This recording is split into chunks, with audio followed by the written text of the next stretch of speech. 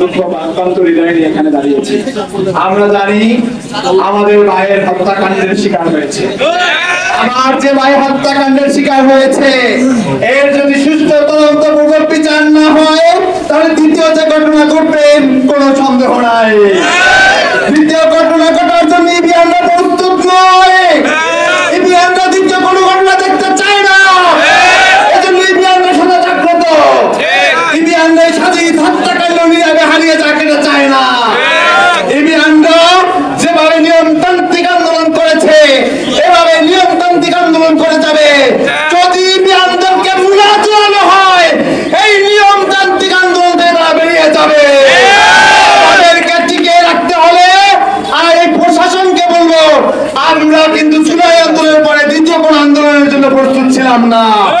আমরা জানি, আমরা চেয়েছিলাম জুলাই আন্দোলন সংগঠিত করেছিলাম অন্যায়ের বিরুদ্ধে।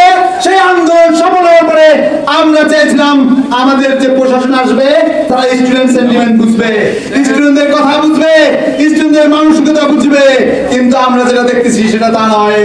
আমরা আবার স্পষ্ট করে বলতে চাই, আপনারা 6 দিনের সময় চেয়েছিলেন, 6 দিন সময় শেষ হয়ে গেছে। 6 দিন কার্য দিবস নয়, 6 দিনকেই চেয়েছিলেন।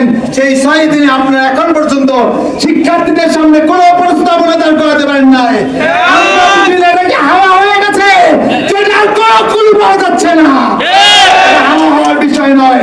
আপনারা সুষ্ঠু তদন্ত করুন, নচেত কিভাবে তদন্ত করাতে হয়, কিভাবে এটার বিচার করাতে হয় শিক্ষার্থীরা জানে।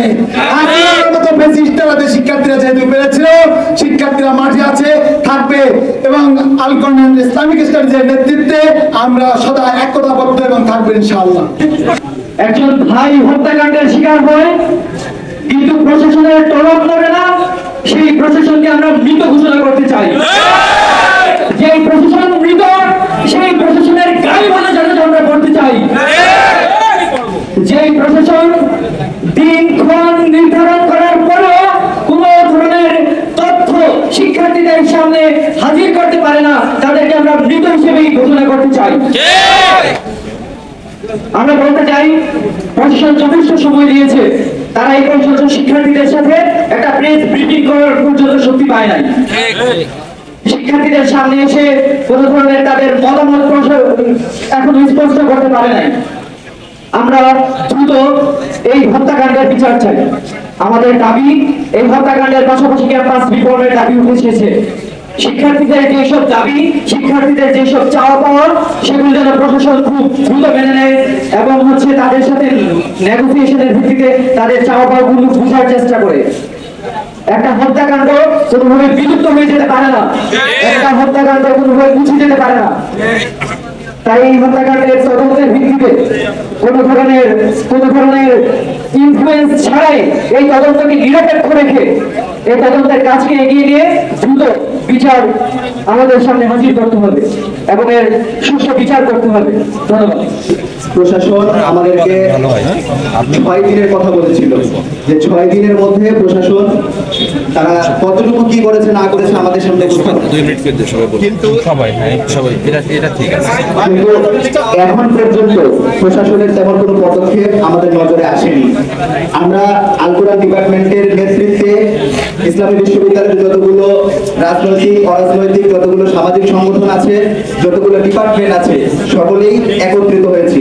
কিন্তু এখানে দেখা যাচ্ছে যে কয়েকটা ডিপার্টমেন্টের আমাদের ভাই বোনেরা আসলেও অন্যান্য ডিপার্টমেন্টগুলো অনীহা প্রকাশ করছে। এর কারণ কি আমি জানি না।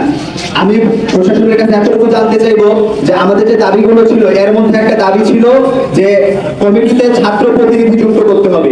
প্রশাসন এখন পর্যন্ত কেন ছাত্র প্রতিনিধি যুক্ত করলো না? পরের কথা হলো, প্রশাসন নিজেই এখানে দাঁড়িয়ে আমাদের সম্মানিত প্রভিসি স্যার, দায়িত্বে থাকা ভিসি স্যার, তিনি বলেছিলেন যে 6 দিনের মধ্যে আমাদের সামনে একটা রিপোর্ট পেশ করবেন। কিন্তু এই রিপোর্ট এখন পর্যন্ত প্রশাসন কেন আমাদের সামনে হাজির করলো না? আমার মূল দাবি হলো যে সাজিদের সুষ্ঠু তদন্ত চাই। সাজিদের সুষ্ঠু তদন্ত করার জন্য আল কোরআন ডিপার্টমেন্টের নেতৃত্বে আমরা সকলেই একত্রিত হয়েছি। আমরা সকলেই ঐক্যবদ্ধ থাকবো। আমরা আমাদের আন্দোলন সংগ্রাম চালিয়ে যাব। প্রশাসন যদি দেখি যে কোনো প্রকার গড়িমসি করতেছে, তাহলে অবশ্যই এর চাইতে আরো 100 গুণ বেশি জোরালো আন্দোলন আমরা চালিয়ে যাব। ধন্যবাদ সকলকে।